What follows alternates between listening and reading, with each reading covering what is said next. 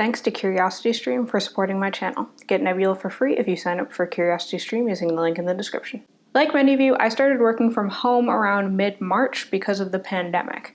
And while that wasn't a seamless transition, I very quickly noticed that I had a lot more unstructured free time. All of the time that I would normally spend walking to lab or taking the bus to class could now be spent on other activities like reading a book, picking up the guitar, or getting some exercise.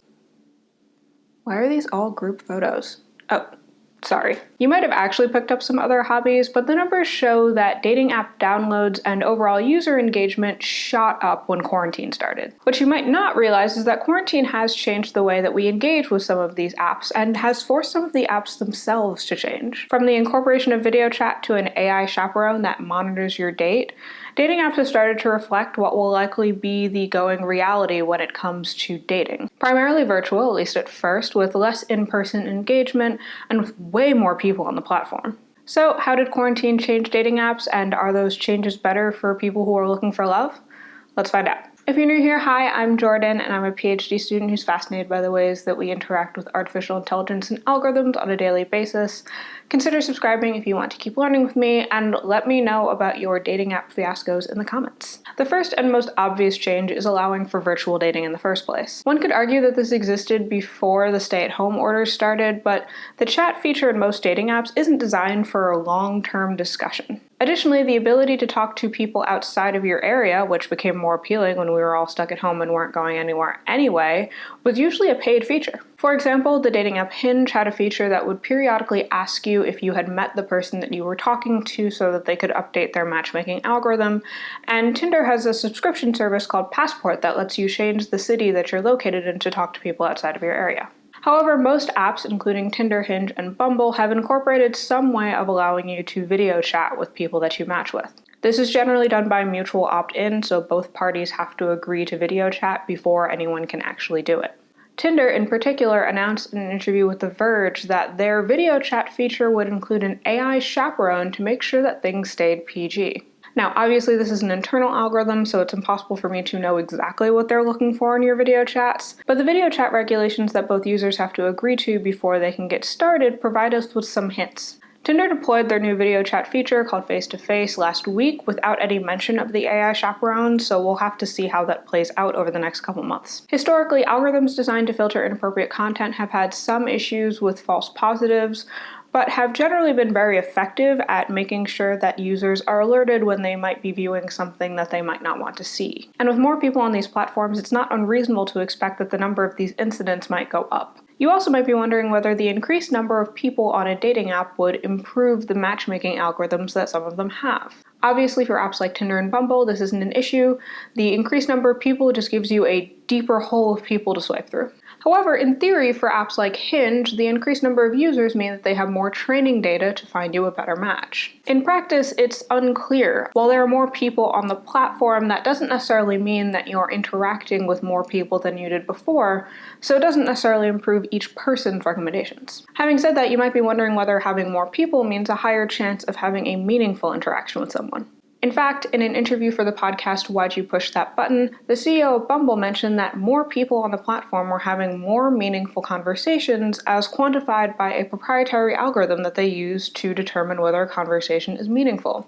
Yeah, I didn't know they were doing that either. But just because people are having more meaningful conversations doesn't mean that the platforms themselves have improved. In fact, I'd imagine a lot of those more meaningful conversations are occurring because people don't have the option of going out and having those conversations in person like they normally would. So while none of these apps release numbers on how well they match you with prospective dates, the increase in users and subsequent increase in meaningful conversation is unlikely to significantly impact the matchmaking accuracy of any algorithm, especially considering how difficult that is to measure in the first place. After all, for platforms like Match.com and eHarmony, where they claim that a certain percentage of their users ends up in a happier relationship, you don't know how many people they had to talk to get to that relationship, and it's difficult to compare how many people they would have had to go through in real life or on any other platform to meet an equally compatible person.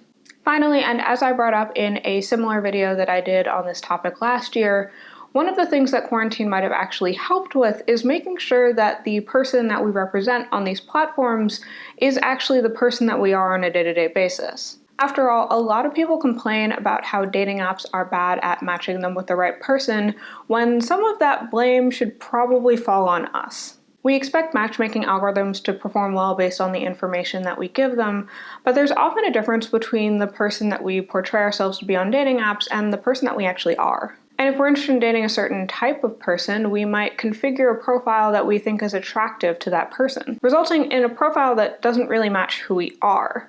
At the same time, we look at other profiles and assume that while there may be some level of fudging in people's profiles, that they're a fairly accurate representation of who that person is. These discrepancies get fed into these algorithms, resulting in matches that likely make sense based on the information that we're giving this algorithm, but don't feel right to us. However, one of the things to come from stay-at-home orders is that people aren't necessarily dressing up to go on Zoom dates or using Instagram photos from their latest vacation, so you're a lot more likely to get a more well-rounded picture of the person that you're swiping on at any given time. At the end of the day, however, the pandemic is hopefully not forever, so at some point we'll go back to something resembling normal dating. However, I do think that some aspects of virtual dating are here to stay. After all, it's a lot easier to pre-screen someone via a phone call or a FaceTime meeting instead of driving all the way across town only to realize 5 minutes into your date that it's not going to work out. And with that, features like AI chaperones for your video chats will probably stay around too.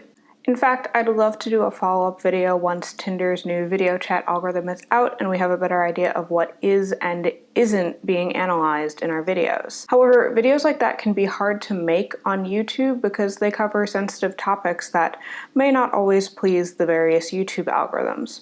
That's why my creator friends and I created Nebula, a platform where you get to watch my videos ad-free and we can create and experiment with awesome content without having to worry about demonetization or paying tribute to the YouTube algorithm. We're thrilled to be partnering with CuriosityStream, a subscription streaming service with thousands of documentaries and nonfiction videos. Want to know if that person that you've been talking to on Hinge is actually the person that they say they are? Check out CuriosityStream's documentary on the science of deception. Or if you'd like something lighter, you can learn about the science of cute. While CuriosityStream is all about big budget documentaries, we're building Nebula so that education-ish creators can have a place to try out new content ideas that might not work on YouTube. CuriosityStream loves independent creators and wants to help us grow our platform, so if you click on the link in the description or use my promo code Jordan, you can get access to CuriosityStream for 26% off their annual plans, with Nebula included for free for as long as you are a CuriosityStream member. That's less than $15 a year. Clicking that link really helps out my channel, so if you'd like to support me and get to watch my videos ad-free, sign up for CuriosityStream and Nebula using the promo code Jordan or at curiositystream.com/Jordan. If you'd like to watch my original video on why dating apps suck, you can watch it up here. And if you like this video, you can let me know by smashing that like button and subscribing to my channel. If you have topic requests, want to ask me questions, or just want to learn about my PhD life, you can follow me on Twitter and Instagram, and I will see you guys next Friday. Bye!